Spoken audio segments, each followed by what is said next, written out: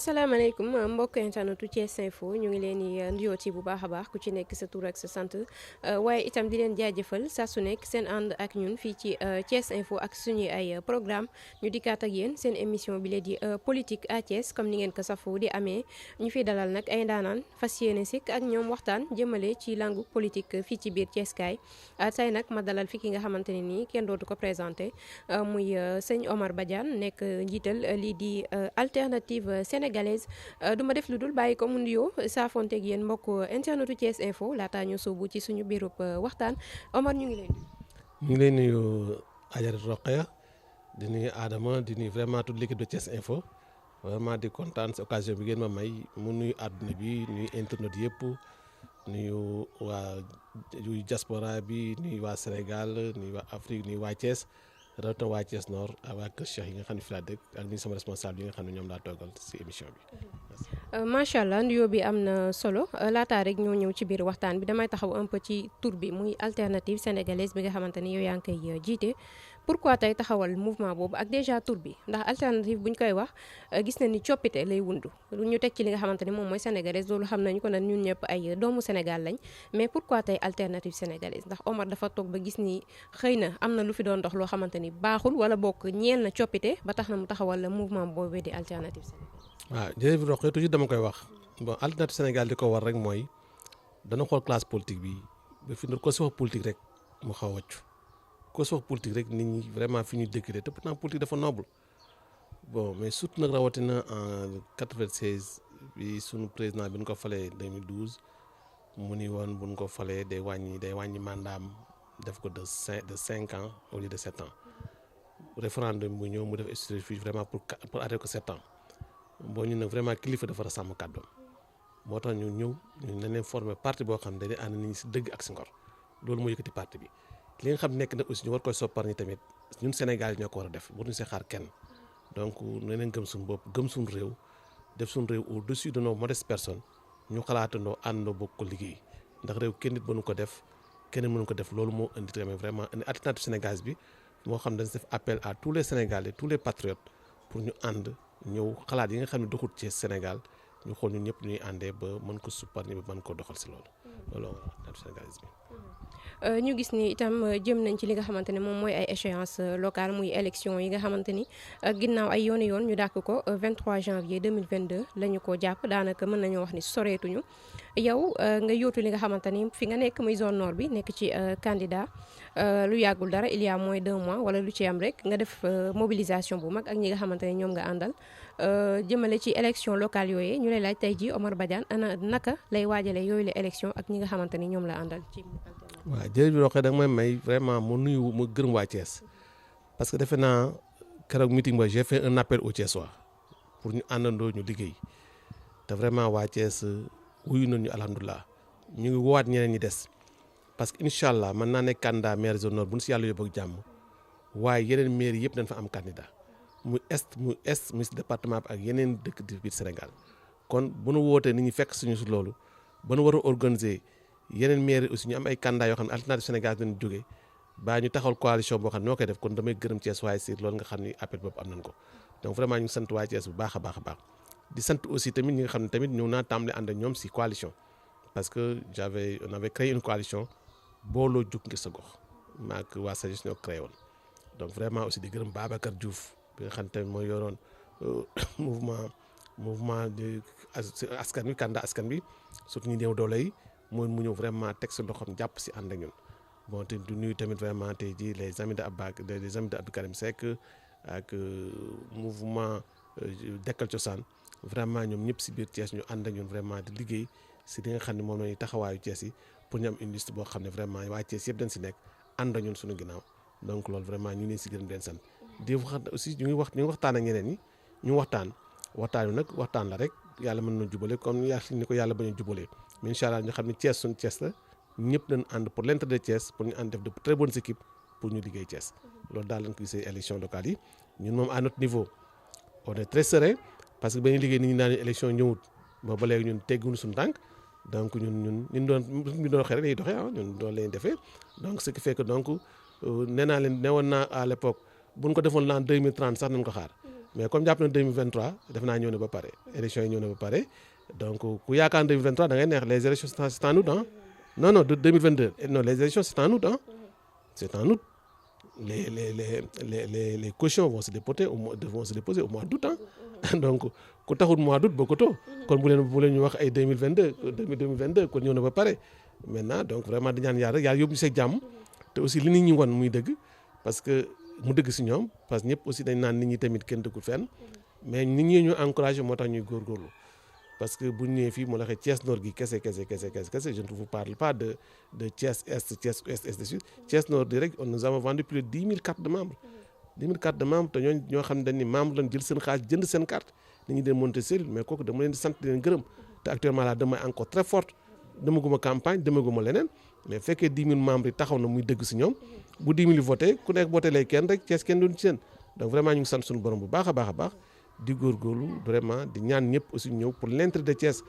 parce que ñoom ni ñu àndee nii rek mooy si dëgg ak si ngor parce que suñu politique fi ñu ko teg toujours dañ koy rappeler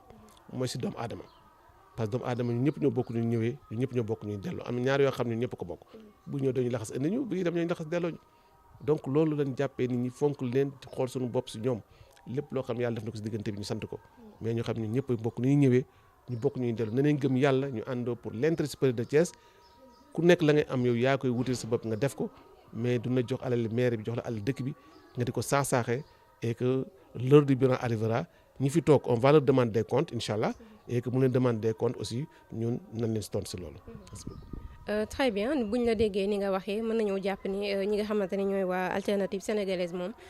pare nañ dañuy xaar rek ñu ni leen élection ngi nii wala date baa ngi nii ñu jëm ci ba tey bu ñu taxawee ci élection locale yooyu ñu mën nañoo wax ni coppite daanaka noonu lañ ko mën a tuddee daf ci am ren ndax li fi xew muy coalition boobee gars yi duppee ko Mburoog Sow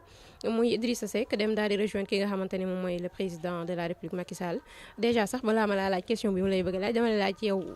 alliance boobu nan nga ko jàngatee muy Mburoog Sow bi. waaw xam nga tey sax da nga ma jox occasion boo xam dama si kontaan lool ndax defe naa ne si Korité gi ñu jullu di ñaan yàlla li ñu woor si weer weeg li si ñaan yàlla na ko yàlla defal def naa am na benn ministre Sow bi mu génnee dafa ni ils vont gagner les élections à plus de 80%. dama bëgg ngeen bay ma rétablir les faits ñoom na lan am réellement lu ñu am les faits ñoom mburu bi ñu koy fal président 2 500 000 voix la am 2 500 000 voix boo ko rapporté ak 6 800 yi ça fait près de moins de 36%. boo ko rapporté par rapport à la population les 15 millions ça fait moins de 16%. Sow bi ñu koy fal boobu 800 000 voix la woon te ñun si coalition lañ bokkoon mais nekkuñu woon coalition Sow de coalition la nekkoon. coalition man mis laa bokkoon xanaa lu bon am naa benn voix kon seen 800 000 yàq na waxuma sax samay militants parce que au moins dans cette coalition je pèse au moins 10 à 20% de cette coalition donc nga xam ne kon la mu amoon amu ko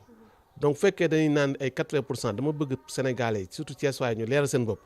ñu ni ça ay manipulation la ça intoxication la ça la réalité nga boole Mburoog Sow à Thiès il ne représente pas moins de 21% des populations il ne représente pas moins de 36% si électorat bi donc ñun gab boobu lay liggéey ñun Thiès dañ dëkk Thiès xam li fi xew incha allahu rabi ñun ñu sommes sur le terrain ñoom ñu ngi sur le terrain na leen xool ba si cappaandaw ga yàlla na si yàlla yóbbu rek ñoom nañ ànd ak seen ngor ñoo yor nguur gu yoo yor lépp mais def li leen askan bi sant élection yi nañ ko assuré bien que état lan ak yu loonu yor da am noo xam ne duñ ko seetaan si ñoom parce que li leen may bari na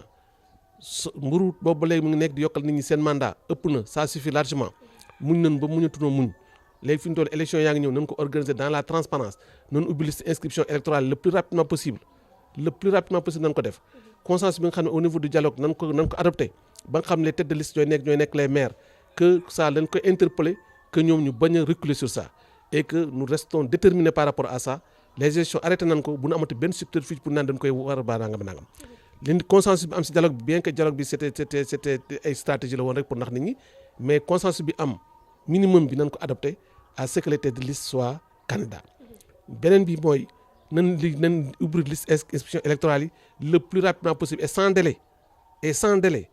parce que élection yi yéen a koy calculer nga bëgg a def liste yi nga xool ay at a ngi nii kenn deful inscription si liste électorale yi xale yi tam ay génération xam binduñu ñooñu bu ndee bind ngi sa affluence yi ñu war koo génne phase contentieuse war a génn gars yi war a récupérer seen carte non am loo xam ne kenn du ko accepté nanu def carte yi jox nit ñi seen i carte à temps am loo xam ne duñ ko seetaan dañ ko seetaante maintenant ça suffit largement et ça je m'adresse à l'État je m'adresse au ministre de l'Intérieur je m'adresse ñi nga xam ñoo nekk si dëkk bi te loolu ñu wax kilifa diine yi nga xam ni fan ñu ñor suñu dëkk bañ a suux na si jóg wax nguur gi na def li mu war a def nguur gi na def li mu war a def ñu àggale yi fi mu jeex bu leen wóolu tegal leen fi kenn amul problème bu leen wóolu wut aussi ñu ak respecté choix nit ñi en tout cas loolu leen wax nit ñi et j'en appelle à la société civile à tous les politiques à tous les démocrates ak ñi nga xam ñëpp jàmm moo leen soxal ñu taxawu leen ñu ubbi inscription électorale yi et sans délai parce que génération ngi nii amuñu carte bu ko ubbee na am affluence boo xam ne kenn du ko fi gis bu mu leen tiital nag ba indi fi ay kii te bu nit ñi inscrire na leen delloo seen i carte ay primo votant yooyu yëpp dañu defoon bii passé ay arrêté soxlawuñu ko te carte yi génn ku nekk jox ko seen carte nit ñi di organiser élection yi ku nekk dem taxaw seen soor taxawee loolu la leen di xamal et que ñun ñu ngi leen version ferme loolu du leen ko may nañ ubbi des listes sans délai encore une fois nañ ko ubbi jot na. ba tey mburoog soow mi sama question bi daa mel ni ñëwagoo ci nan nga ko jàngatee deal politique la wala intérêt de la nation. non xam mburoog soow sax la moo tax parce que soow mi amul suukar kii mburoog soow mi amul suukar forox na mais dañ koy tuur le 22 janvier kooku c'est très simple le 22 janvier le peuple dira non à ce mburoog soow bu forox amul suukar amul leneen loolu moom lu leer la incha allah rabi nañ dem ba le 22 janvier ça est très clair là-dessus fi mu toll li muy def nii te ñu di wër réew mi naan def campagne c'est son problème mais nit ñi xam na leen xam. nit ñi sonn nañu ñu bëgg leen a xiifal di leen jox xaalis di leen joxe ceeb loolu nit ñi lu ñu leen jox lekk leen seen alal la leen jox lekk leen mais le 22 juin ñu xool mburoog soow ñu ko ànd ñëpp tour parce que élection yi ñu tardé yëpp ñoom la c'était une stratégie parce que ba ñu ñëw di wax mais le délégué de l'opposition kan la woon c'était le délégué de Sow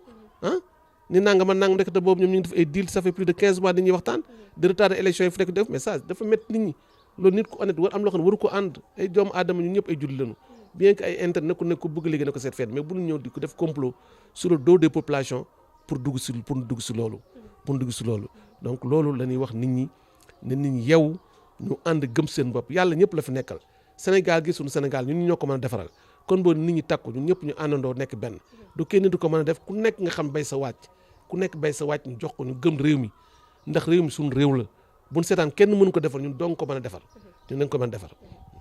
bu ñu dellu see ci fi nga xamante ne moom mooy Thiès kaay dans sa globalité ñu gis ni en terme de élus locaux yi fi nekk bëri nañ macha allah te ñu faree sax foofu ci parti présidentiel bi Thiès am na ay ministres am na ay directeurs généraux bëri na fi macha allah mais bu ñu taxawee seetlu un peu ci Thiès kaay donte duñu wax defuñu fi dara wala bokk dañ naan am na lu des parce que Thiès boo ko jëlee en terme d'infrastructure position bi nga xamante ni Thiès occupé na ko ñu koy wax sa ville Carrefour kuy dem fi ngay jaar infrastructure foo laal am na fu des muy santé muy éducation emploi des jeunes bi nga xamante ni boobu ba tey moom la ñuy wax ak 450 milliards ndaw yi di wax ni gisuñu ko li nga xamante ni moom mooy ak xëy te pourtant am nañ fi ay ministres comme ni mu ko waxee am fi ay directeurs généraux mais dafay mel ni rek li nga xamante ni moom lañ leen fale ñoom fa ñu ko war a waxee war ko faa ñafee dafay mel ni ba tey dafay des Thiès kaay am na loo xamante ne nii ñoom ameel nañ ko ba tey mu des naka nga gisee ñoom seen gestion. problème bi mooy gis nga ànd si njiit gi la parce que nous avons un gouvernement incompétent boo xam ne day tañax-tañaxi nit ki de boo amee muy tañax-tañaxi ñi topp si ñëpp dañuy tañax-tañaxi donc c'est ça la réalité loolu moo indi problème mais fekkoon dañoo bëgg gis nga ñun ñëpp fi lañ juddoo fi lañ yaroo fi lañ jàngoo ñun ñëpp xam nañ les réalités de cette ville leen li ay volonté politique dang du leneen si on a la volonté de bien faire si on a la volonté de répondre aux préoccupations des populations nañ ko def te malheureusement li ma si gën a métti mooy ñi nga xam ne ñoo ko jiite yàlla dafa def aussi ñoom it ñu jóge si famille modeste comme ñun bu yàlla dimbalee ñu jóge si famille yu modeste yàlla mayu ñu woon suñu waajur yi doole ñuy jaay marché nekk di ko def ba yàlla teg ñu fenn fi ñu taxaw fi kon ñun bu ñu fa àggee station yi war noo xalaataat fu ñu jóge woon ñu xam nos réalité pour xool ñu ko jëm rek le malheureusement ñu doon fàtte ñu loolu fu jaar nañ fa ñoo xam ne foofu ñu jaar ñeneen jaar nañ fi mais day xool par rapport même aux élections ñoom bi leen fal ku leen laaj caution si maire yi kenn laaj leen ko essayer de poser des questions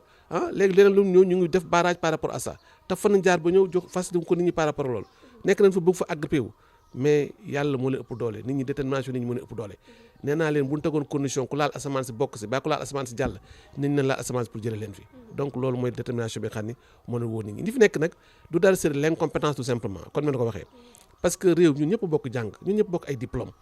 jàmp ñoo ko jàng bokk ay réalité mais lan moo di waral divergence yi divergence c'est parce que rek da ngay nekk si opposition bu nekk si gouvernement bi gisee nii bu nekk si opposition bi gisee nii mais nit dafa constant bu nekk si opposition la ngay wax nga gëm ko bu la yàlla joxee sutura nga gëm ko donc loolu la mais boo demee si pouvoir rek yow nga mel ni ku gëmadi yàlla mais loolu moo ñu indi mais fekkoon yow ba nga nekkee opposition na nga mel nga ñëw climatisation bi ak oto yi neex yeeg ak yooyu garde yeeg yooyu booy topp si mbedd mi kenn ànd ak yow nga am pouvoir yooyu mais nekkaatal nit xam ne boo sumee sa mbubu tamit da ngay nekkaat nit comme ñun bu ñu indee seen pied sur terre vraiment tous les problèmes nañ ko régler sans problème mais malheureusement gis nga xaalis bi état di génne lépp pour naan répondre aux précautions des emplois yooyu ñoom ñoo koy jëlaat en charge sur d'autres ñoo ko détourné waat neneen nu ko détourné day ñëw di wut ay siège di wut ay di wut personnel def ay indemnité di wut ay oto di wut ay fonctionnement def noo xam ne xaalis boobu foofu lay demaat l'essentiel bi war a dem si nit ñi du fa dem parce que boo xoolee organisation yi fi nekk pour répondre aux préoccupations des jeunes bari na fi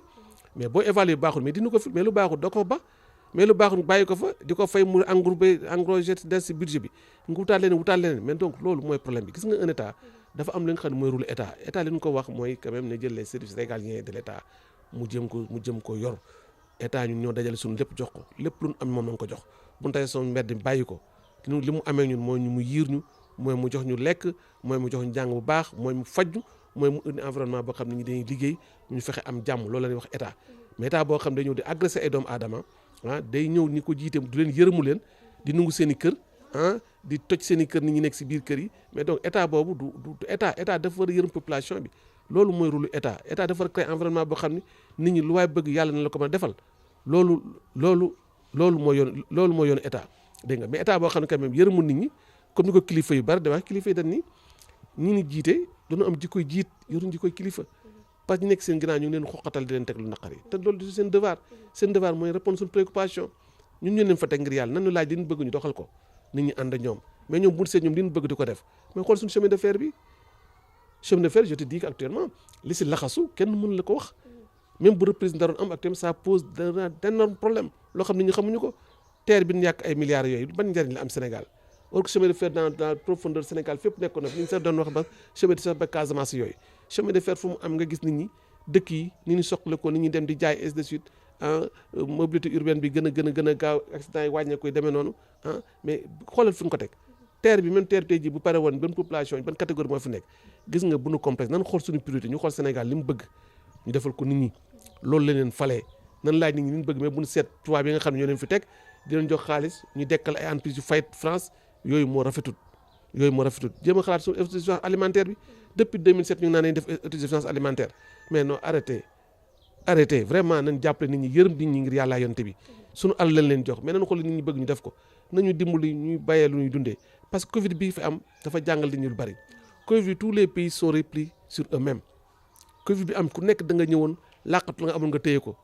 kon loolu war noo jàngal ñun il faut ñu am loo xam ne suñu ressource bopp suñu yëf bopp yoo xam ne bu fi kenn nekkul nan doy pour war ñoo jàpp mais vraiment que nos dirigeants malheureusement nañ leen yee ngir yàlla nañ leen xëpp ndox ba ndax ñu yeewu nañ leen xëpp ndox ndax ñu yeewu ndax seen tañax tañ seen nelaw gi mais ñun lay gën a lor ayca bu ñu dellusee un peu ci suñu ginnaaw tuuti gis nañ ni suñu réew am na ay événements yu malheureux yoo xamante ne ni secoué woon na ko mu opposé woon ñaari sénégalais muy Ousmane Sonko ak Adji Sarr ay doomu Sénégal ñàkk ci seen bakkan mu nekk loo xamante ni itam kenn rafetlu ko ci biir loolu Ousmane Sonko wax ni moom complot politique la boo xamante ne ni ki di Macky Sall moo ko orchestré daal di koy teg ci ndoddam ñu gis ni yow sëñ Omar Badiane da nga doon rek daal di soutenir ki nga xamante ne moom mooy Ousmane Sonko ci boobule combat entre guillemets lan moo tax sa position boobu nga taxaw soutenir ko alors que bon demaguñu ci procès loolu laa mën a wax. non il faut quand même ngeen leeral bu baax li ma wax état bi moo cuune dama ni Sénégal. bis bu nekk ñu convoqué si nit police bis bu nekk ñu convoqué si gendarmerie tey policier demu fa bu ñu convoqué Ousmane Sonko aussi nekk député yoon am ay droit kon am loo xam ne bu état bu respecté woon yoon dem ba lever immunité parlementaire jaar foofu ba pare jox ko convocation comme ni ko joxe citoyen boobaa kenn du wax bu ñëwee wuy si ñu xam ne wuy si na bu wuy si wut yoon bu ko jëlee boobu kenn du wax mais qu'est-ce qui se passe te mas nga gis kon jox convocation indi la ay gendarme taxaw sa kër ça c'est de la provocation état moo cuune état moo xamut loolu ñun injustice boobu lañ ko nekk di ko jàpp mais Ousmane Sonko c'est un citoyen comme ni Adji Sarr nekk citoyen ku nekk am nga droit loo amee loo naqar nga dem si yoon mais loolu bu ñu ko gisee naan lii nata am justice partielle état bi moo cuune ñaata nit ñoo jot convocation ñi tey bu subaa ñu waru gendarmerie waruñu ji tribunal kan la policier dem këram dafa ay forme de convocation ñun injustice boobu provocation boobu xam ne moo fi indi loolu moo ñu metti beneen bi parce que ce qui s'est passé avec ces événements là nit ñi dañoo guuxoon ba sonn nit ñi bëggoon na am fu ñu ko fajee injustice kenn mënu ko nangu man ku ñu teg injustice du ma si ànd muy Ousmane Sonko muy keneen ak keneen man Sénégal laa nekk doomu aadama lan comme man bu ma gisee nit ki ñu nar ko noobel doole damay wax li nga xam ne moom laa si xalaat ànd si jàppale ko loolu la nit ñi d'accord nous sommes dans un pays de droit un député boo koy convoqué nañ ñëw lever immunité de parlementaire am buñ ko lever ba pare nga jëm jox ko convocation bu jox convocation tax nga di ko encadré ay gendarme naan dem ko day wuji loolu si yoonu état foofu loolu mooy problème loolu mooy provocation état boobu ah nga ñëw aussi événement bu demee noonu ministre de l'intérieur jël ay nervi ay nit ñoo xam ne jox leen ay yata yooyu mais ban Sénégal la nekk parce que loolu mu def loolu day discréditer les forces de défense day discréditer la police day discréditer ñëpp ah des forces mais ça pose problème bu fekkee da nga yor état ñëpp xam nañ l'état moo yor violence organisée ah bon nga ñëw am ay policiers am lépp mais ñoom lu mënta régler mais vraiment kenn mën ko régler mais nga jël ay di leen fay ñuy dóor seen moromi nit bu ñu jël seen morom mais xoolal la conséquence mën na am guerre civile mën a am foofu parce que ji mën ko dóor sama doom ma xàmmee la nga ñëw si quartier bi boo fi dëkkee doo fi dugg damay fayu mais loolu de xoolal loolu lan la mën a indi si réew mi lan la mën a tas lan la mën a jaxase askan bi mais ça c'était dangereux c'était sans précédent foo tax foofu ñu profité si gërëm suñu chef religieux yi parce que bu dul woon ñoom kat dëkk bi fi ñu toll leneen la ñuy wax pouvoir bi leneen la ñuy wax moo tax ñooñu suñu chef religieux yi il faut quand même ñu xoolaat nañ leen di dugalee nañ leen di tenir rek aussi c'est la gestion du pays parce que du nekk fii rek bu problème amee ñëw ba bu ay fête amee ñu jàppale non il faut quand même ñu xool ñoom aussi nañ leen participer à la vie active waxtaan seeg ñoom ñëpp ñu waxtaan ba nga xam ne njàngu alxuraan du ay daara moderne non am na ay daara yu fi nekk na leen encadré jëm leen di jàppale jëm leen soutenir nak ñoo xam ñooñu leen ñu mën a ñëw parce que jàng alxuraan ñu ñëpp ko def kon ni ma ko waxee rek ñun julli li ku ñëw àdduna nitu alxuraan moo lay taxaw booy demee nitu alxuraan moo lay taxaw du président du keneen moo lay taxaw si loolu donc nitu alxuraan yooyu il faut tamit ñu xool seen place nañ ko organiser aussi dans notre système éducatif ba nga xam ni li ñu bëgg na ko mën a harmoniser bokk nekk gis si boppam mais bañ leen a jàppee ne rek comme ñu teg fële bu ñu nga leen ñaan leen ah te tey ji bu foo am sa bët xonq nga daw si ñoom ah doy du noonu il faut que ñu xool les rapports yi nga xam mooy def di ñaan yàlla ñoom kilifa yëpp yàlla yàggal leen suñu parce que ñëpp aussi nous sommes des croyants ku nekk am nga si ko loo gëm donc ñaan leen yàlla yàggal leen si réew mi aussi tamit di sàkku seen ñaan naan amin si seen maam yi din fi def ndax loolu tey jii ñun ñëpp du kenn mën koo bàyyi kenn mën ko fàtte mais li may wax état bi rek nañu xoolaat njàng mi ne bu ñuy waxee éducation di jàng tubaab kese xaalis bi ñu def si daara moderne yi arabe yaa ngi ainsi de suite nañ ko xool am na l'existant ñu xool ñu ko jéem a réorganiser parce que boo defee daara moderne yi occulté actuellement les daara yi nga xam nekkoon na fi daara yooyu ngay xool nooy sensibiliser nit ñi waxtaan nañ ñoom noo leen di gën a jàppale noo leen di gën a organiser ah donc bu ko defee rek yàlla nu ma suturaal ku nekk sa bopp ku tëdd am benn problème ndax boo xoolee sëriñ daara yi mosoo leen gis ñuy gréew mosoo leen gis ñu sànni xeer mosoo gis ñu mën ko def tam noo xam ne bu ñu duggee dañ am benn équilibre social boo xam ni jàmm na si am parce que jàmm lu ñu liggéey jàmm ko indi gis nga jàmm il faut ñu dem cultiver ba jàmm am mais jàmm aussi bu dee am suñu kilifa itam nañ wax ñi jiite ñu bañ a tooñ parce que buñ la tooñee tey jii mën la romboon soxna Rokhaya saaga la xëpp la suuf ah tëf sa pochette dem est-ce que jàmm laa bëgg ah bu ñëwee ni ñu leen di jàmmal mais loolu mënut a nekk c'est ce que l'État est en train de provoquer les populations nan wax nit ñi ne état bi xool li nga xam ne mooy àq nit ñi def leen ko élection yi jot ñu war a organiser élection lu ñu war def ñu war ko def nit ñi si liñ seen devoir ñu mën a accéder fi ñu war ko def loolu bu ko defee jàmm nu ñooy mais bu état bëgg a confisquer les libertés des gens bëgg a confisquer yeneen bëgg ko mais il faut nit ñi fëpp loolu indi coow li kon nit ñi nan wax état bi mu bañ a tooñ ku bëgg jàmm da nga naan bu tooñ amul nag jàmm na ni ñooy nit ñi waxtaan si jàmm si affaire erreur nag mën naa parce que mën naa bañ a mat yooyu les gens peuvent régler ça mais tooñ manifeste tey jii su waaye ak looy bëgg jàmm ma fekk la saaga la xëpp la suuf dóor la ak lu mu ëpp doole ni nga fay ko baax nangam naan loolu mooy indi ñàkk jàmm ji kon kilifa yi wax ñëpp wax kilifa yi njiite ñu indi jàmm ñun ñëpp jàmm leen bëgg parce que jàmm réew mi ñu bëgg a yor bu ko dox bu fa jàmm amul duñ ko dox réew mi buñ ko yoree buñ ko jëlee ba benn état bi pour ñu liggéeyaat ko day metti kon nañ góorgóorlu ñu indi jàmm parce que jàmm bu dalee si lépp xaj merci. loolu am na solo jàmm ci la lépp xaj comme ni nga ko waxee bu ñu dellusee un peu ci fi nga xamante ne moom mooy zone nord bi nga xamante ni fi nga nekk di fi militer nga samp fi na nekk fi itam candidat xëy na gis nga loo xamante ne ni laaj na indi ak joyanti moo tax nga samp sa nënd fas yéene nekk candidat tey bu ñu doon wax un peu ci sa programme di ñu ko un peu décliner ci yan axe nga koy teg. très bien Thiès Nord li mu laaj dafa bari Thiès Nord li muy laaj mooy maire rek mënu ko def parce que maire bi c'est des compétences yu ñu la jox yoo xam ne da nga koy jëlee collectif yi recette yéen ñi aussi am loolu état bi jox am loo xam ni problème Thiès Nord mooy maire rek mën ko régler parce que moo neexee Thiès Nord nous sommes plus de 120 000 habitants Thiès Nord collectivité bu toll noonu te amul benn infrastructure appropriée pour population yi ça pose problème benn tey jii suñu xale yi rek laa jël exemple bu ñuy football duñu football suñu commune beneen commune lañu dem footballé ko loolu est-ce que c'est acceptable pour une telle population tey jii centre de santé amu fi hôpital amu fi pour une population pareille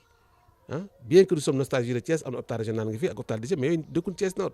il faut d'abord commune Thiès Nord ñu fexe infrastructure yi fa am war fa dem nga xool suñu mbedd yi mbedd daanaka yëpp suuf la li fi nekk si kilomètre man ko wàññi mais donc il faut quand même que lem si yeneen communauté yi nga jël commune bu mel ni Thiès Ouest baa jël commune mel ni Thiès Est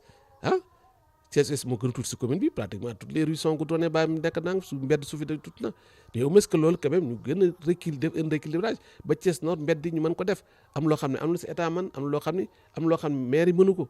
il faut tamit ñu xool ban ingéniosité la ñuy am ak ban plaidoyer lañ war def aussi pour que état bi war a wàññiku pour xool li nga xam ne moom la Thiès Nord mérité wu la population mérité wu ñu ban ko si def même pour dans la gestion de ce pays Thiès Nord lu ñu fi am kañ nga fi gëj a dégg ministre depuis ay mante laay génn moo tax Thiès Nord jóg pour un président de la République en ma personne donc Thiès Nord loolu tax mu jóg pour bëgg ko pour liggéey dëkk bi liggéey réew mi yëpp mais donc Thiès Nord et c'est des cadres dafa récolter ay cadres des gens compétents je parle même pas de ma génération mais yeneen génération yi mes frères et ainsi de suite c'est des cadres à tous les niveaux ci nga fa donc loolu ñun ñëpp nañu jóg ñu liggéey suñu dëkk ñun donc ko mën a liggéey et que loolu ñu ngi leen di def appel ñu ànd liggéey ko Thiès Nord boo xoolee la gestion municipale mais nan nga mën a nuyoo ay nit yor kër nga di ko nungu bu doon da nga ko nungu sax jox ko gën a pauvre sax nga jox ko sax nit ñi mën nañu comprendre mais di ko nungu di ko jaay di ko nungu di ko jox ñu yor te ñu am ñu bari ñoo xam te ñu ngi seen oto yoo xam ne ko waral kër yi lañ doon di ko jaay di dugg benn instance boo xam dafa ñaaw ñu ko xam ne tey ji ni mu def ba am këram nan la ko amee fan la ko demee mais àq boobu moo taxoon sax keroog may seeti Iran ma di naan ko baal ma si àq parce que dama ne Iran ak oustaz Alioune Sall ni leen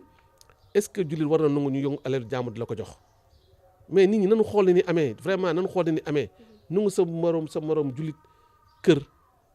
di la ko jox parce que lan la kee amagul lu mu fa def keef mu ngi wuti ñii ngi tukki di wuti dem defar seen kër ñii ngi ñafe pour ut lu ñu defar seen kër ñu di ko nangu di ko jox keneen ku leen ëpp xaalis mi di ko jaay mais lu injustice boobu foo ko mën a fekk kër yoo xam ni zone yoo xam ne dañ ko bëgg a régulariser bàyyi fa ay parcelles ay réserve pour ñooñu bu ñu fa nekk fa surtout weer doon bës ko Medina Fall jël kër yooyu jaay ko mais loolu fu ñu ko teg doguma la xam nga mais bu fekkee itam li ngay wax dafa am solo bu fekkente ne ñu baal ma ci kàddu gi ñi nga xamante ni borom doole bu ñëwee jaay doole ki nga xamante ni baa doole bi la moom itam du ci mën dara souvent da ngay gis la plupart du temps terrain yi nga xamante ne muy litige foncier bi nga xamante ni sax daanaka dama naan Thiès moom problème majeur daanaka damay koy waxee litige foncier bokk na ci gis nañ li fi xew récemment fii ci Mbourkat ak yeneen ñu gis nit ñoo xamante ne dañuy nangu seen ay terrain jox ko ñeneen jaay ko comme ni nga ko waxee xëy na du tout le temps mais li ci ëpp borom doole souvent maire yi bokk nañ ci souvent politiciens yi bokk nañ ci bu fekkente ni itam nag ñooñu nga xamante ni ñooy borom doole wala koo xam ne dafa faree ci état ñëw fekk baa doole nangu suufam kooku tamit itam du ci mën dara. li ma lay xamal de mooy neen ma duñ ko waaw am na loo xam ne ma sax bul ko waxate waaye ñi yoon ñu nu kër yi jox leen ko téye leen si ñun jóge ay kër jox leen si téye leen si ku jaay sa kër na nga bay boo nga xool la nga ko jaayee nga teg ko ndax ni nga ko xewaat de ni nga ko delloowaat de loolu la ñuy wax de parce que ni nga ko distribuer c'est illégal parce que mairie ville bi jiite commission bi loolu c'est hybride bu soo gis dans aucune commune demal Dakar vous n'allez pas voir maire ville ba di distribuer ay parcelles yi nga xam ne moo am maire Mose ba am yeneen communes yi mosoo ko faa gis ce qui se passe à Thiès c'est très dangereux et que nous aussi on y veille nous avons attaqué l'arrêté génnagul xëy na communiqué gul si nos avocats ñu ngi si def mais buñ ko kasee képp koo xam ni yor nga ko sera illégal ñun duñ neexal nit ñi de ñun li ñuy wax dañ koy wax bay boobu lu nekk ñu def ko ku muy autorité bu mën di doon nag nekk si biir complicité boobu il faut quand même que ce bande de délinquants soit traduit devant le peuple ni leen traduire le peuple d'abord ñu sanctionné leen de jëlee leen fi ba noppi nag régler seen i problème parce que l'heure du bilan nee naa nañ ñëw il faut ñu fi nekk ñu defar ñu bilan te bu ñu leen waxee bilan waxuñu leen bilan état bi ay pakastan ak yooyu bilan état bi c'est par rapport à leur budget la leen def seen budget foofu la bilan bi nekkee li ñu def seen budget dañ leen daaj te ñun man conseil municipal là je connais tout ce qui se passe dans cette ville ak dans toutes les communes seen budget yi leen jox il faut ñu defal ñu lan fa def foofu la ñëw non l'heure du bilan ñëwagut anticiper naa tey sax pour dugg si loolu mais bu ñu waxal ay pakastan bu ñu waxal ay fera bu ñu waxal leneen loo xam ne si côté état bi la nañu xool seen budget lan fa voté nit ñi muy taxe yoo xam ne ñu ko fay ñu collecté ko lan lañ si def loolu lañ soxla nit ñi ñu defal ñu bilan la loolu lañ soxla si maire yi les gens verront am na ñoo xam te ji bu ñu yokkul woon seen mandat duñ fi def dara bu ñu yokkul seen mandat xeer sax duñ ko fi teg waxante ma naan jéem a paawee duñ ko fi def yooyu ñun moo tax ñu jóg li ñu fi def dañ koo xeeb lool ak li ñu fi def aussi baaxut ay clan amis ainsi de suite loolu tax jóg ñun ñu ñëw pour laaj réew mi te buñ dee laaj commune bi mais bis buñ fi yàlla tegee dina def lu ko yées yàlla bu ñu ko yàlla jox ñun de ay commune moo ñu yëkkati non c'est pas ça du question ay mais suñu population leen xool bëgg leen a yërëm bëgg a xam ne nekk si biir bëgg xam ne ni yayloo pour ñu ànd ko ñoom def ko loolu ñun dong ñoo koy def mais li ñu bëgg mooy bu ñu àndeek ñoom population bi ñu ànd leen bëgg ñu def ko parce que boo xoolee sa bu dee yow di nga am matut sa alal ñëw da nga war xool lan mooy gën a farata nga def ko boo defee li gën a farata nga xool leneen nga def ko mais bu dee li nga yor matut fu nekk nga bëgg faa laal dara du sotti te fenn du jàkk te ce qui nous est arrivé loolu moo ñu ñëw en tout cas ñun fii nga xam ne nekk na Thiès Nord bu soobee yàlla yoon te bi nañ ànd ak population yi waxtaan ak population yi lépp lu ñu def ñu ni lii la ñuy def li leen mën ñu def ko lu ñu mën ñu leen mën ñu ko li nga xam ne ko def amagu ñu ngi koy wuti ñu nag xaaruñu nag ba falu fii ñu toll nii nous sommes en train vraiment de wut suñuy moyen politique ba bis bu ñu yàlla suturaalee fal ñu boobaa ñu tàmbali liggéey mais duñu xaar ba nu fal ñu dem tax fii ñu toll nii actuellement fu ñu yaakaar ñu ngi fay dem lu ñu yaakaar pour def ko ñu ngi koy seet nous avons des partout ñu ngi xool li nga xam ne moom lañ si def en tenant compte quand même de l'intérêt des populations ba nga xam ne bu ñu si yàlla suturaalee ñu mën ko doxal mais duñu xaar ba nu fal ñu rek ñuy taña taxe non non ñun li ñuy def incha allah balaa campagne tàmbalee nañu woon nit ñi li ñuy def ak fu ñu jëlee xaalis ak la fan la xaalis bi jógee loolu nañ ko wax nit ñi waaw nañ ko wax nit ñi suñu budget bi tam mais nañ ko mën a yokk bu baax a baax te incha allah le moment venu ñun on dira en campagne nañu woo ñëpp woo population yi woo ñëpp wax leen li ñu nar wax même ñun suñu moyen campagne xaalis bi ñuy campagne nañ wax nit ñi fu ñu ko jëlee wane ni c'est des moyens licites fii la ñu ko jëlee fii la ñuy jaar pour campagne ko suñu budget ñun du ñuy def day leer nañ wax nit ñi dina am di ko campagne nañ wax suñu xaalis fu mu jógee bu ñu falee nañ wax li ñuy liggéey ak xaalis fu mu fa jógee lay jóge sa maire du jóge si maire ba lépp na nga ko wax suñu partenaire affaire demee noonu loolu la ñuy ànd nit ñi moo tax loolu ñu woo nit ñëpp ñu àndoo ñu waxtaan bu waxtaanee am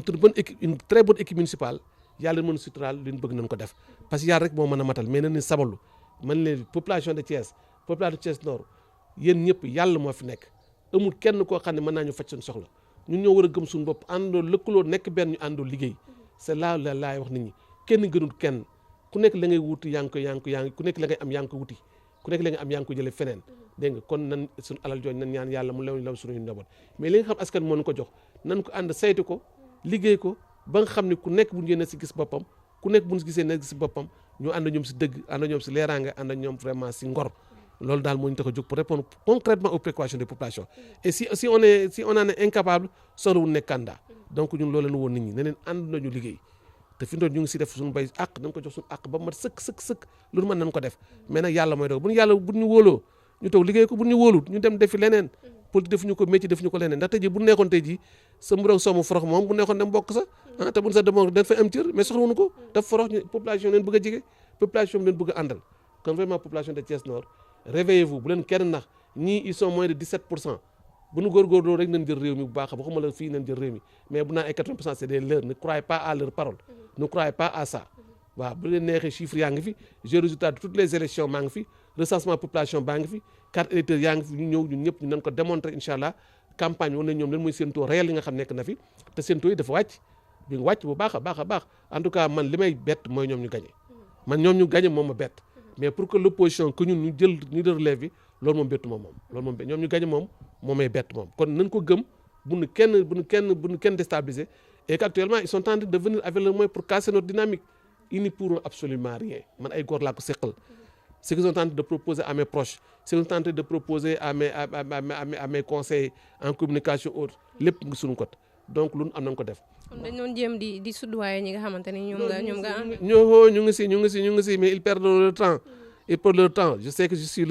maa seen cible mais yàlla na yàlla dimbali man ñëpp laa yéene jàmm ñoom ñoo fa nekk dañ fa yéene jàmm parce que li ma wóor rek lépp yàllaa ko jox yàlla mooy joxe nguur mooy joxe leneen man mënul sababu laaj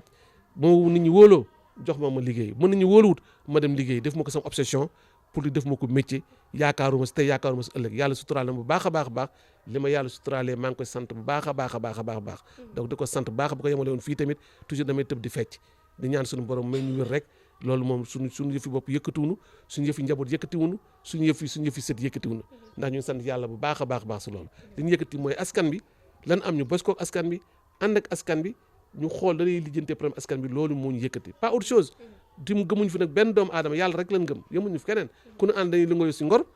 ak dëgg bu ñu doyee dee mais amul kenn ku nekk suñu yàlla yaakaaruñu dara si kenn yaakaaruñu dara kenn jox si dara yàlla rek lépp lu am ñun yàlla lañ ko yaakaar du doomu aadama fi nekk ñu mu ñëw yaakaar ko di moom moo ñu ko jox non amul benn doomu aadama mun yaakaar ak position ba mën nekk yàlla lañ yaakaar ñu ñaan suñu borom bi nga xam ne moo fi teg nit ñi lu ko neex lay def si doomu aadama lu ko neex bu ko defee si ñu am lu ko neex bu ko tegee si ñu am te du ñu teg ñu nangoo ko lu mu ñu teg ñu nangu ko di ko sant bu baax a baax na dañoo gëm yàlla bu wër a wér ñun foofu lañ ko teg moo tax li ñuy wax nag duñ ko lëbb duñ ko làq-dàqal bu ñuy nax nit ñi nañ ne ñu ngi leen nax ñii fi nekk 16% la ñuy présenté du 80% loin de là 16% kon nañ góorgóorlu dem jële leen fi tuur mburoog soow le 22 janvier. En parlant de nguur li nga xamante ni moom mooy la question du troisième mandat aussi il faut que ñu wax ci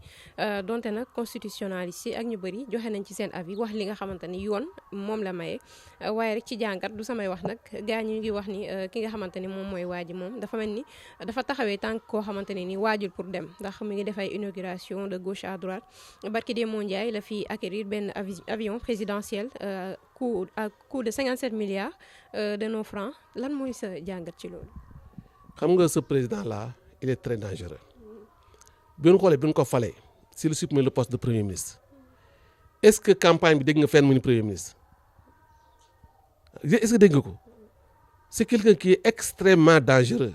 qui fait de la politique politicienne ki nga xam ne intérêt Sénégal teg ko fenn intérêt boppam lay def ay calculer def par rapport à ça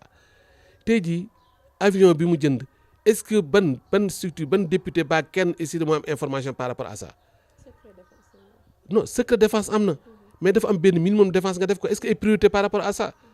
je ne reviendrai pas sur ce qu'a dit mon ami Bougane si xaalis 60 milliards lan la si mën a am je ne reviendrai pas sur ça parce que c'est un pays boo xam ne xamuñu li ñu tuddee la RCB la rationalité du choix budgétaire xamuñu ko malheureusement c'est des gens incompétents bu ñu ko defoon duñ jël 60 milliards di ko dugal foofu am nay priorité d'accord nous devons avoir mais quel président jëndoon avion ah avion yi fi nekk lu ñuy wax si fu mu jëm par rapport à ça est-ce que dana war a gaare ay flotte ak yooyu mais il faut am na yoo xam ne dañ ko war a leeral te yëpp bu soobee yàlla na leer ñun li ñuy wax nit ñi moo tax na nit ñi yeewu effectivement président doon na ñëpp xam na ni troisième mandat la bëggoon kenn làqatu ko bien que waxu ko mais bi crise bi amee bi ko gars yi seete lu mu wax dafa ne ngeen dégg maa ko wax. nii wii nii non la nekk ba tey. avant boobu xam nga dafa ne dañ ko laaj mu nii wii nii non ndax bu ma nee wii gars yi may liggéey mais loolu mooy ñàkk fayda yow nit ki bu fekkee yaa ko fa teg nga sant ko loo xam ne neeku la mais doo ko fa jëlee ah est-ce que am na ko légitimité ou bien est-ce que am na pouvoir si ñooñu mais man bu ma nee sama mandat day jeex mais maay teg ñoo xam ne dañ may liggéeyal bu dee def ñun mu bëgg mu jël leen fi loolu la responsable un président doit savoir prendre ses décisions am courage est-ce que kooku mat nañoo jiite koo xam ne yow da ngay ragal boo dee nii ñi jaar fee doo am la yow mais loolu njiit yooyu il faut quand même ñu xoolaat yéen njiit lañuy indiwaat sama réew muy benn ñaar bi problème bi ñëwee ba mu tiit responsable yëpp daw ñëpp dem làqatu ji moom donc mu des fi dem daxasu sëriñ si ñëw dimbali ko ba ko société civile bi yëpp imaam yi dem laaj ko lu mu wax daf ne tax da ngeen dégg maa ko wax xam nga loolu la wax ah mais néew leen du ma ko def mais daf neex da ngeen dégg maa ko wax loolu la wax bon nit ñi bàyyi ko si loolu mais gis nga li ma ko xamal mooy c'est très simple duñ àgg foofu troisième mandat xelaat na si dem le 22 janvier lañ koy réglé gis nga le 22 janvier bu ñu ko réglé moom na xam nu muy def est-ce que dina dem législative loolu laay wax na 22 janvier bu ñu demee 22 janvier parce que problème bi du question ay wax du question ay théorie le problème c'est sur le terrain et j'invite tous les partis d'opposition nit ñi nga xam ne yëpp ils sont épris vraiment Sénégal lañ bëgg nañ dem sur le terrain affaire bi c'est sur le terrain du leneen affaire du ay télévision du ay lobby du ay leneen nan dem nit ñi nekk ñoom si askan bi nan dem ak nit ñi bu ñu comprendre li nga xam ne moo doon comprendre ñun nit ñi ñoo ñu gën a jóg te bu nit ñoo ñu jógee sax na gën a metti man loolu sax du ma si wax parce que c'est un boo xam ne c'est le peuple qui doit le régler une bonne fois pour toutes à partir du 22 janvier maintenant le 22 janvier bu ko peuple réglé wu nag ñu xoolee mais je pense que ce 22 janvier là les problèmes de troisième mandat et toutes les dérives de l'État vont être réglés à partir de cette date parce que 22 janvier bu ñu fa demee 2022 bi sera député enchaînement lay am pour président sax du fi xaar sax élection yi ça je suis sûr. Le statut de chef de l'opposition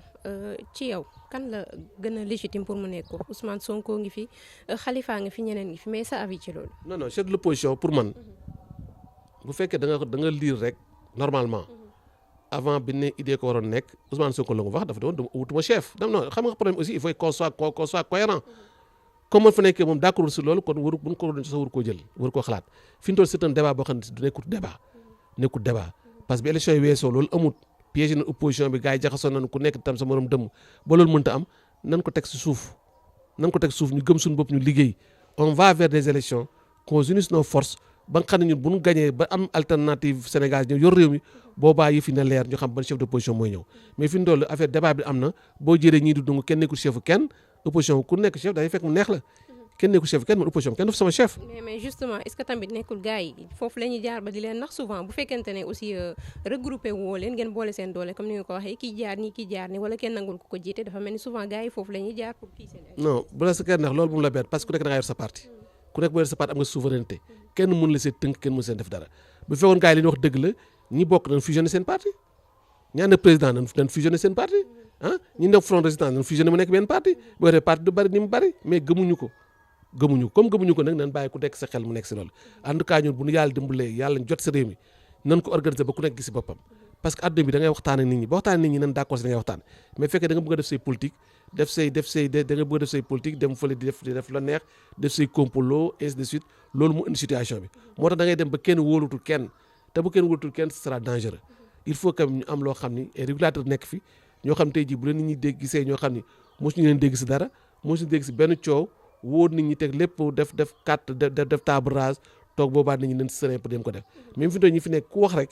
yaa ngi yaakaar ne am na lu mu lalal morom da nga sërax cette méfiance moo am sori si nit ñi ba nga xam tey jii kenn bëgg sa jege kenn te loolu c'est dangereux en politique les gens doivent se parler en politique ñi dañoo war a wax ndax réew mi ñoo ko bokk ñëpp buñ ko bokk nañ ko pencoo te buñ ko pencoo mu nekk dëgg si ñun mais di pencoo ñeneen di pencoo suuf ñu naan dialogue national fekk ni ñaa ngi pencoo suuf depuis 15 mois di indi leneen loolu moo tax nit ñi mën ñu sawar si yenn yi il faut quand même que les gens soient honnêtes war nit ñi visage découvert nit ñi xam ne ku nekk yaay kan ba xam ne booy dugg si nit ñi nga xam si leen ngay dugg mais nit ñi booy wax ak ñoom beneen visage la ne woon fekk ñu ngi am leneen lu ñu denc loolu moo indi gravité bi donc maa ngi wax nit ñi nañ ressaisir politique yemul àdduna rek politique day dem àlaxira de te ñëpp dañoo xam dañuy dee loolu suñu loxo di jor parce que jàmm bi lu mu def suuf wàggee yàlla na ko def loolu bu ñu ko jiitalee xam ñëpp dañuy dee lal suñu loxo di jor ku nekk di nga xool na nga taxawee ku nekk di nga xool na nga teg sa tànk ku nekk di nga yéen sa morom jàmm man de képp koo xam ne xam naa la yàlla mu ëpp la jàmm man loolu laa yéen sa morom yëpp loolu laa yéen kuy doomu aadama rek nga xam ma lu ma am yàlla ma si ëppale yàlla ma ëppale jàmm yàlla ma ëppale lépp man loolu laa la yéene loolu def naa ñëpp bu ñu yéenantee loolu bàyyi ay croc en champ bi bàyyi ku bàyyi di seet bàyyi dénigrement yi bàyyi wax ju bon ji bàyyi loolu yàlla na laabal xol yi te boobaa waxtaan mën na am nit ñi mën a jubbu mais tant que loolu amut waxtaan mënta am ku nekk sa position rek ngay nekk saa bu nax nit ñi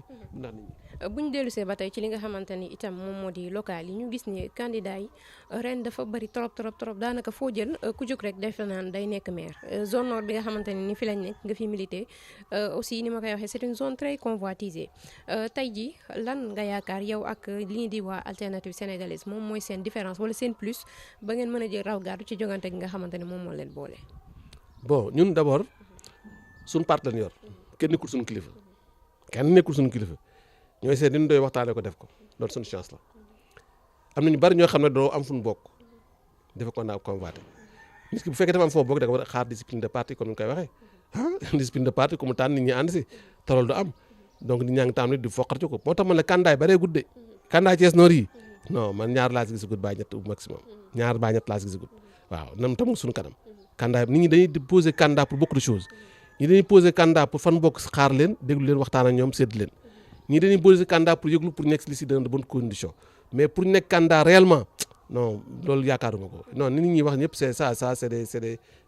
xaw ma nu ma ko mën a tuddee maa ngi leen naw nag parce que am na ku nekk am na yéene wax ku nekk peut-être que am nañu dana nekk candidat à la candidature mais non nekkuñ seen candidat parti kenn investir leen nan bàyyi ba candidat yi taxaw nga xool Thiès gii te loolu ñu ça nous arrange buñ sañoon ñi wax candidat yëpp dañ nekk si camp Mburok soo nekk ay candidat ñu ça nous arrange ndax kun si jëlul sa morom du ànd ak yow ah ça ma ko wax léegi ah kooku c'est des calculs politiques yoo xam c'est très simple bon donc vraiment ñu leen bàyyi seen i wax ku nekk wax li nga bëgg mais defe naa ne yàggatut au 30 septembre non au 30 août au maximum on va clôturer les cautions nga xam ku nekk candidat ku nekkul candidat loolu kay man duma si wérante justement sax si ñooñu nga xamante ne ñoom ñooy waa coalition Mburok Sow nga xamante ne élection yi jëm ñoom dañoo fas yéene itam coaliser est-ce que un peu loolu lu indi problème ci par rapport ak vote yi bu ñu jëlee par exemple ñi nga xamante ni vote affectif lañ daan def par rapport ak ki nga xamante ne moom mooy Idrissa Seck parce que quoi qu'on puisse dire Thiès mën nañu wax ni base am la aussi est-ce que loolu un peu du indi problème par rapport ak ñi nga xamante ni vote affectif lañ doon def pour moom xam man des fois du ma bëgg dugg sax si fi jàmbur man sama yëf daf maa doy mais li ma la xamal mooy yuux na jóge fu ñu ko foogut te yàlla si yàlla yóbbu ak jàmm ñun ñoo ngi liggéey ñu ne ànd ñu ngi liggéey ñu sommes sur le terrain gis nañ li am si terrain bi waaw ñu gis nañ li am si terrain bi en tout cas nit ñi moom kenn xamu leen donc ça je le dis ah du ma nax sama bopp vraiment nit ñaa ngi may wuy si fu ma dem teeru fu ma dem nit ñi ñëpp fàq ñëw bu dee dëgg la si ñoom yàlla mën na may dem bu dëgg si ñoom yàlla du may ndam boobaa tamit ñu dem def li ñu doon def rek parce que man élection xam naa nit ñi nit ñaa ngi leen jox xaalis di ngi leen ko defal loo xam ne ëmma ko mais ñu ngi may woon seen sympathie di ànd ak man si loolu moom mu encouragé ma kon ne dem moo tax nit ñi moo tax def naa ak discours bi may dégg honnêtement je pense que les populations changé nañ mentalité les populations am na lu ñu gëm fi ma toll nii parce que yàgg nañu utiliser tey jii kenn xamatu foo jëm gëm naa la si leen wax te li ma gis seen détermination mu ngi suñu kanam parce que yàlla moom loolu soreetut mais mburoo soo gagné en tout cas de boobaa ma xam ne sama lecture politique man xamatuma ko quoi xam ma kan mooy gagné waaye daal loolu moom ma yaakaaruma ko parce que coalition boobu ngay wax nañ waxante dëgg yow it ça on est en politique tey jii ñi xëccoo ñëpp mais tey jii ku si jiital nga gagné mais tu seras yaay nekk responsable bi de légitime te Sénégal dafa war a weesu surtout Thiès weesu fu ñu lay tànnalee nit waruñu ko nungu ñun waa Thiès dañuy ànd tànn ñu bëgg nan weesu fu ñu tànnalee nit ñaata yoon la ñu tayle ñaata yoon est-ce que loolu nit ñi waroon ko accepter nit ñoo xam ne tey jii koo tayle wu nekk tey jii bëgg sa multimilliardaire amul dara loo xam ne ñoo si population yi xëy na moom moo yokk ak i bokkam mais ça c'est extrêmement grave te ñooñu nit si xool campagne ñëwagut mun ma anticiper loo dégg nga mais loolu nit ñi yeewu nanu te seen discours la ñëpp wax Sénégal nañ ñu tànnaloo Thiès Nord gii mën leen fee fal koo dëkku Thiès Nord Idriss Seck mën fi falu Macky mën fi falu keneen ku dëkku Thiès Nord mën fee falu ñu nekk Thiès Nord rek dañuy tànn suñu biir kon alhamdulilahi rabbil alamina kon boog nañ ànd ak nit ñi ak ngor wax leen dëgg ànd ak ñoom ñun ba nekkee ñoom ñun fii lañ juddoo di fi yeewoo ba nekkee xal nañ tàmbale ànd ak ñoom si association lépp lu am ñu nga fa néguñu ba am xaalis di ñëw fii ñu fi ay weekend jël ñu ay suufu jàmbur di leen jaay di nax nit ñi seen tool di leen jaay am na yu bari yoo xam ni campagne na ñëw ñun danoon dëkk fii ànd ak ñoom suñu loxo set lépp ñu nekk fa lu am ñu bokk ak ñoom amuñu leneen moo tax seen doom jooju moo ñëw tàllal loxo pour ànd yéen ngeen liggéey si dëkk ak si ngor ngeen ko xamee woon donc looloo ñëw pour ànd ak yéen maintenant reste nag bon kun si jënd kuy si xar baa béy ñu jënd la nga dem wuji ko amul benn problème te defe naa ni yàlla ba daal baax na ñaan suñu borom daal may ñu sutura te xam ne daal maa ngi gërëm vraiment surtout mes amis yi nga xam ne ko nañ Thiès Nord bëggoon maire bi comme man ñëw ànd ak man kooku du ma taay di leen gërëm donc vraiment maa ngi leen di gërëm te defe naa ne ñu ngi waxtaan ak ñeneen yàlla ñu jubalu ñëpp ñu am ñun ñëpp a yem kenn ëppalewu sa morom man jiitewu leen parce que dama leen a gën jiitewu leen parce que dama leen ëppaleel dara mais xëy na yàlla moo ko dogal ay nit bu ñuy ànd il faut kenn jiite loolu dong ma fi def te naa am gor goo xam ni bis bu nu ma falee maa ngi yéen nan ànd loolu leen war a doxal ñu doxal ko ñu ànd def ko dama ko def mukk sama yëf dama ko def sama fi mbokk yëf population bi yaa ko def ak keneen koo xam ne sax ànduñu mu am xalaat si dëkk bi nan ànd ak moom liggéey ko parce que dëkk bi ñun ñëpp ñoo mën a ànd liggéey ko suñu problème Thiès Nord dafa bari en commençant par le marché central arnaque ba fa nekk depuis ay bâche ak ay cantine si trottoir yi affaire demee noonu ay problèmes yoo xam ne c'est des scandales yoo xam ne tey jii bu juddu woon tey jii kenn mën wax fan lay akke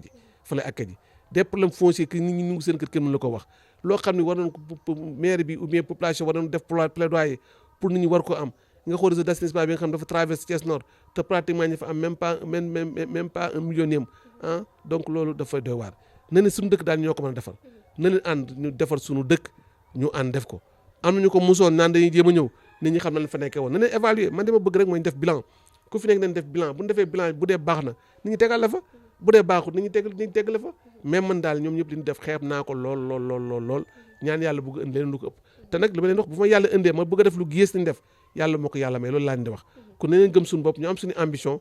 ñu xam ne dëkk tukki nañu dugg nañ si dëkk yi dem nañ fépp la am si dëkk yi jëm ko indi suñu dëkk ñun loolu leen bëgg a def loolu moo ñu indi pour ñu def ko si am loo xam ne mairie bee ko mën am loo xam ne mairie bi mënu ko la mairie ba man ñu wa fexe suñu dëkk suñu mbedd mi set sax actuellement bu doon UDE fan la gars yi jëm seen budget kenn laaj le nettoiement UDE mooy jël loolu xaalis bu ñu économiser foofu war nañ ko def feneen mais les populations ne le sentent pas mais donc l'heure du bilan viendra incha allah bu ñu ñëwee su bilan bi nan xool ñoom lu ñu liggéey nañ ko wax nit ñi bu leen di doy nit ñi nañ leen nit ñi woteel bu doy nit ñi nañ ñu ànd ñu nan bàyyi ay problème politique politicien bu ñu fi tudd doomu aadama naan diw affaire bi ñun la nan gëm suñu bopp xam suñu dëkk ñun donc koy defal suñu bopp nan ko jël en main bu nu kenn campagne ñi si diw na ku campagne na ni campagne si yow ak nit ñi nga dëkkal nga wax leen ngeen ànd def ñun loolu leen woon nit ñi te def naa les populations su yeewu nañ si xam nañ ko te bu soobee yàlla yonte bi nan fexe li ñu laaj état bi daal na tijji inscription électorale yi na ko tijji et le plus rapidement possible et sans délai loolu man nu koy wax loolu moom foofu ma leen wax rek bokku rek jot carte am normalement boobaa la si des suñu kanam la nekk justement ñu gis ni bu ñu dellusee ci li nga xamante ne mooy politique langue politique gi politique bu yees ci ni ñu ko mën a waxee moom ngeen di def parce que mooy ngor bi ngay wax sànq mooy transparence bi mooy jige sa askan ñu gis ni politique dafa dem ba nekkatul ay woote rek jigéen ñi daal di joxe t-shirt ñuy tàccu daal di daw fii mais dañuy def li nga xamante ne moom mooy politique sociale pourquoi tey jii ce choix là. non moo tax gis nga da may permettre sax ma relancer tout le monde nit ñëpp def politique mais cadre yi ngir yàlla yonent bi cadre yi ngeen def politique sëriñ sax dañoo def politique ñëpp dafa def politique politique lan du defar sa dëkk boo deful sa dëkk ñu def politique ñuy des sa tur ñu lañ def politique ñu xool na la ñuy gérer suñu dëkk loolu politique ñëpp a ko war a def nit ñi nga xam ne ñooy yàq politique nag ñooy koy ñaawal ba nga xam ne lu bëgg kenn bañ ko def ñu bàyyi ko ak ñoom te buñ ko bàyyi ñoom dañ ci lor politique dafa noble ñëpp nañ ñëw def politique ñëpp nañ ñëw def politique dara lu li ñuy doxalee waxtaan ko xool wax nit ñi bu du dëgg ñu leen dëgg lu yoon ñu def lu yoon jël interpopulation loolu politique te ku nekk yéen ko sa morom kon vraiment ngir yàlla encore une fois citoyen ñëw leen ngeen politique peut-être que ni ko dañuy defee moom la ñuy jéppi moom la ñuy sib bu ñu fekk si loolu da nga ko bàyyi mais na ànd nit ñi si dëgg ànd si ngor bu ñu ko defee politique yàlla leen dimbali loolu laay lancé appui pour ñuy def politique donc loolu bu ñu ko defee rek problème du am mais bu dee politique ba fa amoon nag tey jii koo fi wax ku daan def politique découragé nga wax ak moom danaan bu kenn du ma woo si politique la ko waral lam fa dund ak lan ko def loo da nga dirigeant yi da ngeen sa responsable day wax ak benn responsable di ko fenloo yónnu ko si nit ñi ne ko boo demee nangam ak nangam la waxoon daal furaas bu ko defee yow nga des faak say nit bés bi naa ñu naa jox na laa joxuñu la xaw la jaxase donc loolu moo rafet si politique da ngay wax dëgg la nga mën nga war ni lii laa mën loo mën nga di mënuma ko boo ko defee rek jàmm na ñooy bu leen ko wóoloo ànd ak yow pour liggéey dëkk bi bu leen ko wóolu nga xam ne wóolu la mu toog parce que nit ñi ñooy fal moo tax nit ñi daal vraiment ñoo leen ñu politique na leen xool ñi ñuy tànn ñeneen tànn ñi nga xam dañuy jege ñeneen tànn ñi nga xam dañuy yërëm ñeneen tànn ñi nga xam dañ duñ saaxee suñu alal nan tànn ñi nga xam ne tamit defar dëkk bi moo leen ñor ñoom suñu sécurité am lépp loolu laay ñaan nit ñi ñu politique la politique elle est très noble et vraiment je lance un appel à tous les citoyens et citoyennes de ce pays ñu ñëw politique rawatina ñi nga xam nekk de Thiès Nord waaw. le maire de la ville de Thiès Talla Sylla fan yu ñu génn dafa def li nga xamante ne moom mooy audience publique am daal di présenter bilan am ferraille yi ngay wax sànq yooyu yëpp ñu gis ko ci mu tudd ko ci tey du ma ci dellu si juste sama question ci yow mooy naka nga jàngatee bilan boobu. xaaral ma jox la benn exemple dama foofu ay ree la fa def quoi dama gis ay jigéen ñu mobiliser wu quoi ñu ñëw sam benn xatas fa jox mun ko noonu dañoo woo pour DER dañoo woo pour changement DER yi xoolal ñun leen benn nit day toog waxtaan ak yéen de ñoom ñu rocce ko dem dégg affaire dafa maa def ay rêve ba nga xam ni c'est autre chose mais gis nga honnêtement la ville doit disparaître cette ville n'a plus sa raison d'être cette ville actuellement est détournée par l'actuel occupant parce que Thiès benn maire la amoon benn maire boobu mu amoon dañ koo miraas jël emploi yóbbu leen feneen maire bi mu war a mutualiser yeneen maire yi mais ay subterfuge ak le complot de l'État mu ñëw ba mel dafa nekk beneen maire yi di fonctionner comme yeneen maire yi di séddale suuf mais dafa am territoire dafa nekk benn chef délégué de quartier li muy def ñun ñëpp ay jullit lañu ñun ñëpp bëgg a jàppale ay taalibe ñun ñëpp bëgg a def du baax mais maire dafa am vocation am ay textes yoo xam nekk na fi mais textes yoo na ko respecté mais ce qu'il est en train de faire c'est la complicité de l'État et c'est la complicité des autorités administratives il faut qu'on lui demande d'arrêter qu'il arrête bu fekkee nit ñi woo foofu naan di leen defal xaw ma conférence xaw ma théâtre loolooy bilan na sa yam man sama Thiès gi moom ma ñor il faut que les gens rectifient beaucoup de choses et je demande aux autorités de l'arrêter qu'il fasse li nga xam ne mooy compétence mu nekk si loolu bilan boo ko defal population yi la mais am noo xam doo ko def ñaata millions dépensé pour cette journée là combien de millions barki de mooy association sportive ñaata leen dikkoon si xaalis 50 millions depuis quand depuis ñaata at fi toog élection jot bu den woo den xërëm 7 millions je pense que ça c'est respecter les gens man je suis dans le mouvement associatif nous comprenons ce qui se passe am na yoo xam ne quand même am na lër yooyu mënut a sotti ñun fii la nekk ne leen nawlante nanonte il a dessus plus que le président nous a dessus taal ñëpp xamoon nañ ko si dëggam ñëpp xam nañ ko si franc parler ñëpp xam nañ ko si engagement am ñëpp xamoon nañ ko si lu bari ñëpp nawoon nañ ko si injustice bi nga xam am na ko si loolu ñëpp xamoon nañ ko si loolu mais bi mu toogee il a dessus il a vraiment dessus ay këri jàmbur je ne pensais jamais que Talla aurait pensé nungu kër nit di koy jox keneen mu koy jaay mën ma ko woon a xalaat si àdduna mën ma ko woon a xalaat si Talla je l'estime beaucoup ñu ñëpp ku nekk Thiès amoon nga fier nga dégg Talla si mu doon waxee dégg nga ay chanson waaye na fi mag yi mu ravalé ko pour des problèmes de personnes non nit da ngay am ay principe nga am loo xam ne si konne ñu ngi koy konne ñu fi liggéey yàlla nañ yàlla may ndam man ñëpp loolu laa bëgg mais nañ ñëw mu liggéey pour l'intérêt de population na l'intérêt pour wax nit ñi dëgg wax nit ñi li mu bëgg bu nit ñi àndee mu ànd sama bu nit ñi ànd man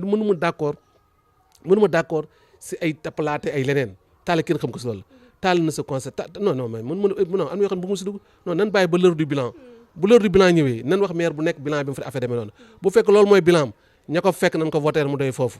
ña ko fekk ña ko ñëwoon jëli kaar ñëw fa nan ko voter mu am voix yooyu mu doy loolu may nañ ko may voix yooyu quoi mais yeneen voix yi ñun xam na fu ñu koy jëlee mais ña fa ñëwoon moom nan ko voter ñëpp ku fa ñëwoon rek may sànni ko carte tam yom foofu nag ba beneen carte yokk loolu au moins que ñu bañ ko kiyal mais Thiès ba élection yi ñëw Thiès billahi taala ba élection yi ñëw nit ñi nan gis loo xam ne Thiès mosuñu ko gis parce que nit ñi dañoo déterminé dañoo dëggu nit ñi yoruñu benn doomu tànk duñu dara mais ay doomu aadama la ay Sénégal la ay Thiès waa yu gëm seen bopp te nañ ko fajal seen bopp leen naqar Thiès yëpp nañ ko fajal seen bopp waaw. kon boog l'avenir nous dira d'ici là lépp dina leer comme ni nga ko waxee tey jii ce dernier mot à l'endroit de ñi nga xamante ne ñooy say sympathisants ak say militants itam loo leen dénk jëmale ci li nga xamante ne moom mooy jongante boobu di élection yi nga xamante ne moom la ñu dëgmal. man daal gërëm leen rek fi ñu teg seen tànk buñ ko bàyyi mes responsables qui sont là c'est le délégué de Kawsara Nar c'est le délégué de Kër Cheikh Assane Bey c'est mon chargé de protocole Demba Fall c'est la déléguée de Taax ko moo fi nekk responsable de la formation Mati tey dañoo amoon benn séance travail bu ndaw moo tax ñu fekk leen fi donc vraiment di leen gërëm wax suñu militants yëpp maa ngi gërëm di leen sant fi ngeen ko teg bu leen ko bàyyi yéen a ngi si yoon bi aller vers les populations discuter avec les populations wax leen dëgg wax leen nar partager li ngeen def gestion bi ñu ànd ko ñoom loolu la ñuy doxal nit ñi en tout cas on va essayer daal de toucher le maximum de population waaw notre coordonnateur vient d'arriver qui était dans une autre réunion fa la nekkoon donc pour ni préparer campagne yëpp si lañ nekk actuellement donc mu ngi noo door a ñëw donc ñun en tout cas nous sommes prêts organiser nañ dem si ñi leen war def en tout cas fi ngeen teg seen tànk les responsables les militants fi ngeen teg seen tànk bu leen ko bàyyi continuer leen si bu leen ko bàyyi continuer leen dem si nit ñi di wax ak nit ñi di recueillir seen conseil di recueillir seen doléance di leen wax leen si mën a li si mënut ñu ànd ñoom si dëgg si ngor en tout cas on va faire une liste boo xam ne dina équilibré dans tous les quartiers couche yëpp na si nekk na am benn investisseur boo xam ne vraiment maîtrisé ñu ngi si travail donc ñun foofu la ñuy def vraiment maa leen di gërëm di leen sant li ngeen liggéey sama xol sedd de si yéen parce que sans vous parti bi du am sans les militants duñu exister donc dana ànd si yooyu ngeen gën a góorgóorlu lu ngeen defoon xeeb leen ko mel ni tàmbaleegun dara ñu kon ne dem ba si élection yi ba ca pandaw loolu bu ñu ko defee yàlla mën sutural vraiment ñii mën ma leen a fay parce que quand on parle de parti quand les gens viennent vers moi c'est à cause de parce que mën ma nekk fu nekk yaa ngi bay sa waat partout foo yaakaarut loo xam ne mën ma koon imaginer période bii ma toll foog naan période campagne lay toll mais malheureusement fi ñu toll dépassé na suñu objectif parce que man lu may def damay fixé objectif xool ba xam atteindre naa atteindre ma ko di évaluer di xool fu ma toll du ma nax sama bopp am loo xam ne moo fa àggoon du ma dem élection de man je pars aux élections pour gagner que ça soit très clair ñëw ma pour di figurer ñëw ba pour di amuser la galerie non loolu tax ma jóg c'est sur des bases scientifiques le qu'on va travailler bu nu wóoroon tey jii bu nu demee tey jii dina am dara duñ dem de duñ dem mais li ñu def dañ koy def tey jii bu nu yàlla mayee ñu am fit bàyyi Thiès Nord c'est parce que suñu xel dafa dal bu ñu bàyyi Thiès Nord bay wuti Thiès wuti ouest wuti est wuti département bi suñu xel dafa dal lool te li ñu fi def doyut il faut ñu defaat ko gën ko làbbaliwaat fi nga fa laa nekk loolu mën seen xel dal kon vraiment maa ngi leen di gërëm infiniment di ñaan yàlla yaakaar ji ngeen am ba nu ànd yàlla bu kenn yaakaar tas yàlla bu seen yaakaar tas yàlla bu sama yaakaar tas yàlla may ñu si jàmm may ñu kattan ba leen yéen yëpp yàlla suturaal ñu ko mais bis bu ñu yàlla joxee dëkk bi Thiès Nord d'abord assemblée ensuite et le président en présidentielle 2024 ni population bi duñ jëppi ba leen bëgg ñu def ko ñu gérer le pays autrement ànd ñoom si dëgg ànd ñoom si ngor. wax nga ko say biir wax léegi nee nga da nga ñëw pour gagner comme que da nga ñëw nag pour gagner dama bëgg rek ñi nga xamante ne ñooy sa yeneen candidats yi nga xamante ne itam dañuy wut zone nord benn moo rek boo leen di bàyyi. non candidat yi maa leen di gërëm parce que au moins am nañ ambition seen dëkk boo fa nekkee ku fa am ambition da nga koy gërëm mais c'est une compétition malheureusement ñëpp ñu mën ñu dem et je les invite bu ñu d'accord ñu ñëpp nañ def équipe man je suis pour que ñu def équipe municipale bu ñu defee équipe ma gis profil bu gën sama équipe ma nekk Baye Fallam jàppale ko man je suis partant pour ça mais en dehors de ça nag vraiment nit ku nekk la nga xam ngay def la nga kii ngay def si affaire demee noonu ma équipe bi moom a gënal ñu liggéey ko ñun ñëpp xamante nañu ñëpp fi lañ jàngee ñëpp am na ay responsables occupés ku nekk am na foofu nekk ku nekk am na loo fi def ku nekk si gox nga jógee ku nekk am ngay compétence ailleurs bu ñu defee la somme de nos compétences là pour jox ko Thiès Nord va en bénéficier Thiès Nord na nekk au-dessus de nos modestes personnes loolu laa wax ville de Thiès nekk au-dessus de nos modestes personnes ñun ñëwuñu pour suñu bopp rek pour jéem a taxaw pour loolu ndax tey ji bu ñu ko gagné woon ñëpp lañu taalal loxo ñi fi nekk lañu taalal loxo donc ñoom ñëpp aussi maa ngi souhaité bonne chance donc ku nekk la mu yéen si nit rek te lu mu yéen si doomu aadama te lu bon yàlla na ko yàlla may lu baax lu nekk da ko yàlla defal ku nekk man nee naa la ku ma xam ma sañoon nga ëppale ma ñëpp laa yéene jàmm vraiment ñëpp maa entendre ma la mais nag bu fekkee sur des faits sur des paroles sur des projets ça je suis prêt à critiquer damay critiquer di proposer mais c'est pas leur personne qui m'intéresse du ñoom du saaga wu ma kenn dama leen nawloo ñoom ñëpp dama leen nawloo jox leen respect ñi ma xam ne maa leen mag ak ñi ma maasee ñëpp maa leen jox respect ànd ak ñoom parce que ñëpp ay doomu aadama lañu politique du xuloo du xeex politique et projet de société la da ngay wax ni lii laa gisee kii nii laa gisee fexe yow na nga gisee fexe nit ñi yëpp ànd si yëpp pour mën ëpp loolee majorité pour nga mën a dem donc loolu c'est la démocratie c'est une démocratie saine donc rek mais au moins ku nekk assumé ku nekk aussi da ngay jóg na leer sa bopp mais bu def ay jeu pour bëgg a dugg fii ainsi de suite def ay non am na yoo xam ne mënta marche ak man mais li leen ñaan rek mooy ñëpp laa yéene jàmm ba yàlla bàyyi ñu fa ba élection yi bu élection yi aussi au soir du 22 janvier yéene wax li xew ayca ñun ñoo koy reporté incha allah en temps réel donc ñu lay jaajëfal bu baax a baax Omar Badiane egsi nañ nag suñu cëppaandaw émission mu neexoon loolu macha allah waaye comme li duuf ndoo ci nag bi yëpp xajandoowul ci cin li comme ni ñu koy waxee ma bàyyi la nga wax li nga xamante ne mooy sa dernier mot sa tàggatoo ak internet waa Thiès Info. waaw gërëm waa Thiès Info vraiment di gërëm sëy Adama vraiment jërëjëf Roqeya ak Kaja waaw vraiment nii lu ma Kaja nii lu ma leen ñoom ñëpp vraiment kontaan naa ak ñoom Fall Damel nii lu ma leen ak équipe yi ñu ma xamul ñu ma xamut ñoom Kumba gars yëpp nii lu ma leen ak ñi ma xamul ñu ma xam vraiment kontaan nañ si yéen parce que vous faites un travail remarquable parce que bu ngeen ñëwee Thiès ba ambassade États-Unis ñëw seet si leen fii à Thiès kooku barse de fabrique la donc vraiment nekk leen sur cette voie li ngeen yéene si média bi yàlla na ko yàlla defal yeneen chaînes yi nga xam ne si ñu ngi jóg tam nañ topp seen tànk ba yàlla may leen ngeen àgg fi ngeen war a àgg xam naa ne am ngeen ambition bëgg ngeen ko ñu ngi leen ñaanal yàlla def leen jàmm yàlla dellu leen si jàmm ñun aussi ngeen ñaanal ñu gagné yéen aussi nekk journaliste aussi taxut nga bañ a politique dégg ngeen sànni seen i carte la presse yéen ñëpp waaw bari ngeen dégg nga donc vraiment loolu daal ñu bëgg daal ñu invité leen pour defar Sénégal defar Thiès ñun ñëpp nañ def Thiès au-dessus de nous defar Thiès Nord au-dessus de nous ñu ànd pour intérêt Thiès ñu liggéey ko que mu gën si moom que le meilleur gagne et que pour l'intérêt des populations koo xam ne mu gën si population yi yàlla na ko yàlla indi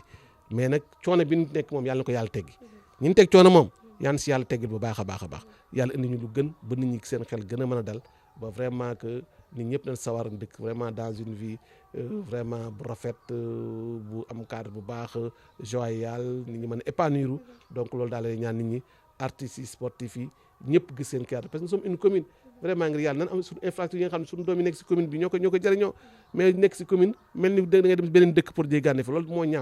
ñaaw il faut quand même que tout le monde s'y mette pour que vraiment que Thiès Nord avec cette population qu'on ait des infrastructures dignes de notre commune ñu transformer suñu cadre de vie parce que ñoo ko mën a cadre ñoo ko transformer vraiment pour ñu am une commune vraiment l'une des meilleures communes dans le monde quoi loolu daal mooy sama tàggatoo loolu mooy sama ñaan di ñaan ñëpp ñu ñaanal ñu si quoi te xam naa ne sama adversaire tamit bëgguñu lu am commune bu mel noonu mais ku si amul xalaat boo ko defee tamit mais ñëwul ñu ànd def ko merci beaucoup. ayca mi ngi noonu mu nekkoon seen émission politique à Thiès doon dalal Omar Badiane nekk président parti bi di alternative sénégalaise ñu koy jaajëfal bu baax a baax ñun itam di wax rek yàlla na yàlla nangu ñaan te ñu bokk lépp jaajëfal leen yéen itam bokk internetu Thiès Info yi nekkoon di ñu teewlu dig daje bi incha allah ay fan yu néew ak beneen daanaan fii ci Thiès Info politique émission politique à Thiès kon jaay ngeen jëf ba beneen incha allah.